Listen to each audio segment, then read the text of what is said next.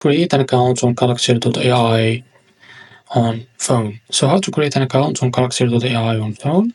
Now open your app on Character AI app. Note that you have three choices: continue with Apple if you use Apple, and continue with Google if you want to sign up with Google, and continue with email if you want to use email. Now for this I will use email, as you can see. Now tap on it. Now here I will enter the email and enter the password, and it will go back to you guys. Now after that they will send you a link to your email. Now click on it and you will be set up your profile. You will to create your profile and end up with this.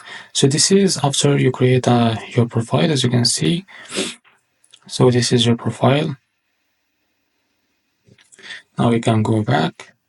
So as you can see, you can go to notifications, you can go to chats. As you can see, you can click on your profile.